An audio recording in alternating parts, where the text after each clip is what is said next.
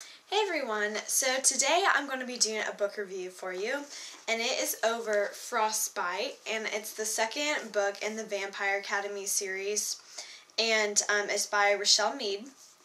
And in this book, basically, the Strigoi are attacking people at the very beginning. There is a huge attack on one of the royal families and their guardians, and all of them were killed, and so everyone is just sort of in an uproar about this. They're really nervous, and it's around Christmas time, and so they don't want to travel much because, no one's wanting to travel because they're afraid they're going to get attacked.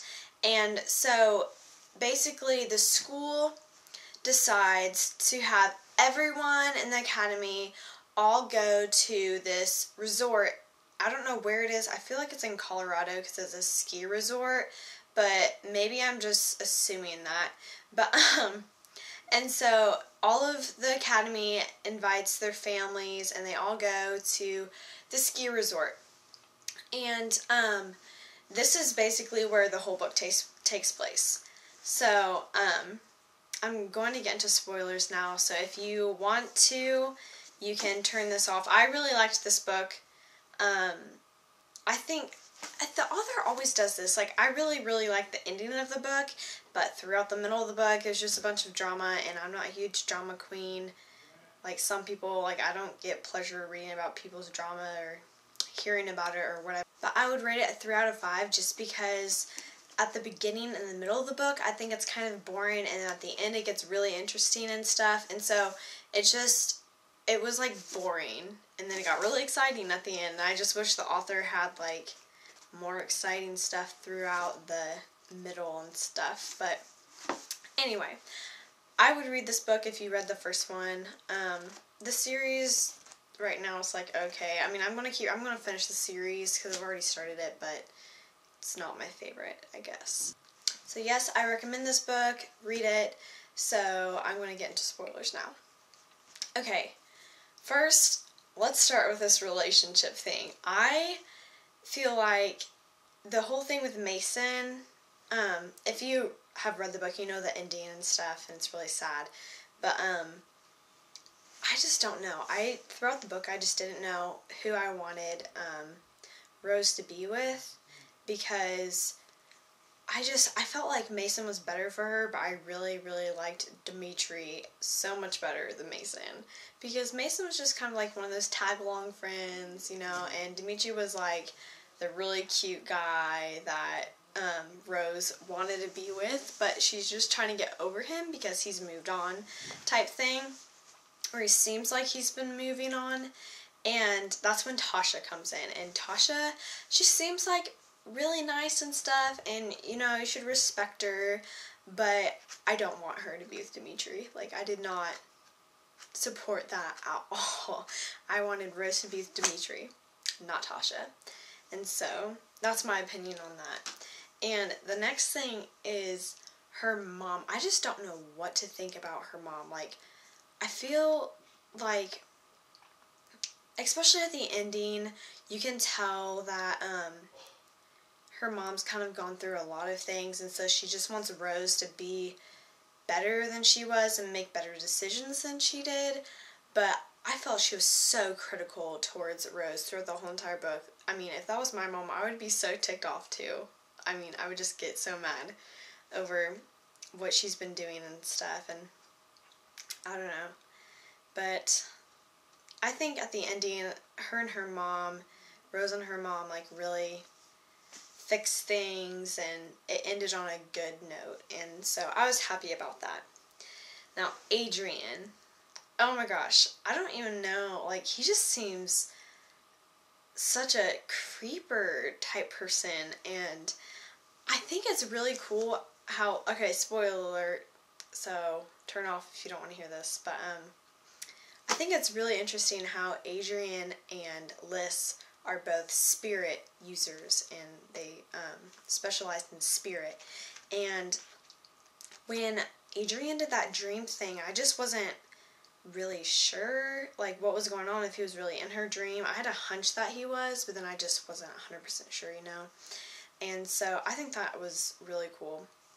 And I don't know, it's just kind of weird, I guess. So he just seems like a huge creeper to me. I don't even know what to think about him.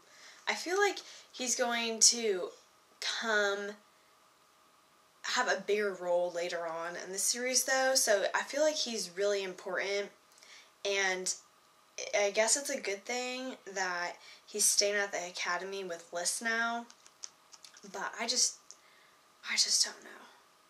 I feel like he's gonna just cause a ton of drama too and stuff, so I guess we'll see. What do you guys think? Do you think he's gonna cause a bunch of drama with Dimitri or not? Do you think like Rose is gonna end up falling for, I guess, I don't think she's gonna fall with Adrian, but like I feel like he's gonna get in the way, kind of, maybe. But so that's what I think about him. Okay, and when Mason, this like going on to a new subject, when Mason and them ran away to go attack Stroji, I thought they were so stupid. I was getting so mad. I was like, no, you can't do this. But, and so that was like a big part. That was the part where I thought was exciting. And so I'm wondering what Rose is going to tell the Academy about the wall where it had all of the letters of the different, families, of the royal families and stuff. I'm wondering when she's going to give that information and what they're going to do about it, that kind of thing. So, and then when Mason died, I was completely not expecting that. Like, I figured, okay, they're just going to capture them both and they're just going to, I don't know, like, kill them and then escape or something. But he died. And then I was thinking, okay, well, maybe Liz will bring him back to life because she has that healing power and stuff. And then he never does. He just dies. And I was so upset. I guess this is so bad, but I guess that solves a lot of Rose's relationship problems. So, I mean, he was like her homeboy. Come on. That's not even funny. You don't kill someone like that. I wasn't very happy with Mason dying. I wanted him to live, I guess. Live, of course. But, I wanted him to be in the later books and stuff and be there with Rose, and I don't know. I'm just upset because they were like best friends, and gosh, I'm just upset about that. And if you guys notice this, I noticed this too. The author laid in, especially like the last chapter is so informational. It just is. She just lays so many subtle hints and stuff about what's going to come later, because she goes, for example, oh, well, this darkness isn't related to Liz's magic. Like, this darkness around me that Adrian said was around her, this isn't from Liz. This isn't going to involve magic. Or is it? I'm not going to worry about that now. That's what she did. She did that for something else. It was about how the Strigoi, she just goes, oh, well, the Strigoi aren't going to go for Liz because she's the only one in her family left. I guess I'll worry about that later. And she just kind of does that, like, lays little hints of what's going to happen later, and I really picked up on that. And at the end, when Dimitri said that he didn't take up on Tasha's offer about going and being her guardian and having children and stuff, I was so happy. I mean, I was just ecstatic.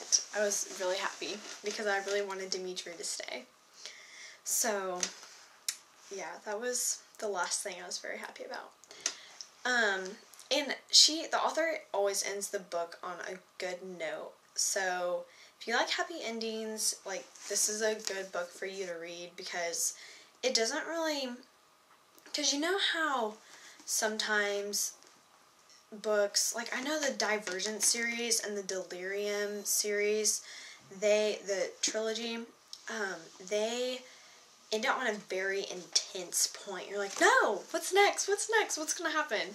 And so this, I mean, that makes me want to read it more. I feel like this is another reason why I just don't like this book as much as I would think I would, or as much as I did other books, kind of, because she doesn't end it on a very intense moment. She just ends it like, oh, another happy day kind of thing. So that's what I think about this book. I mean, I like this series so far. It's just not my favorite. So that is what I have to say about this book. I hope you enjoyed this book review, and I will see you guys later. Bye!